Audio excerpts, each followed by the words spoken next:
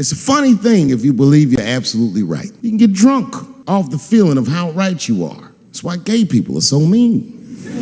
But I didn't buckle. I was scared, but I didn't buckle. I said, well then, sir, I owe you an apology. But I believe that no matter what reason that music was playing, it ruined my life. And that old man looked at me with sympathy in his eyes. And he walked over to me and he gently placed his hand on my cheek, which I gotta tell you, is a very emasculating thing to do.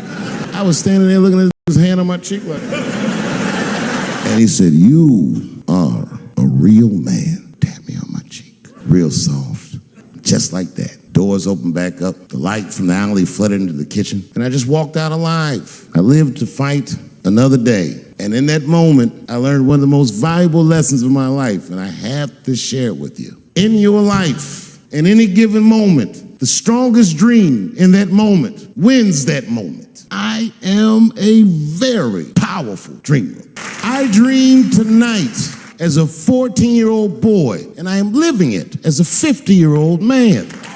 Today, I walked all around Washington. I used to be poor in this city, and all day people just said, hey, Dave, like they knew me personally, and I felt like I knew them. But then sometimes I feel regular, just feel like myself. Maybe I'll smoke some weed and be at some nightclub and feel shy. But I'll look across a nightclub and I'll see some guy that no one's ever heard of. But this worked all week and got bottle service. And he's bringing Moet with sparklers to him. I picture in my mind he's Persian. He's doing some kind of weird Persian dance.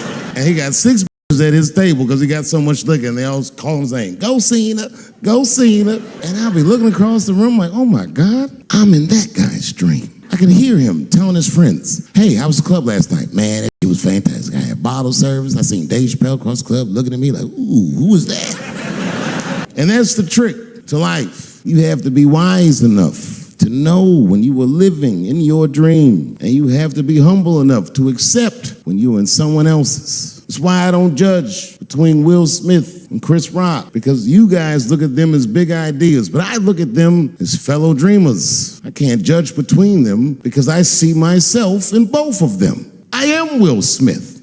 I am the man that cannot take it anymore and will slap the shit out of the next person that says a crossword to me or somebody that I love.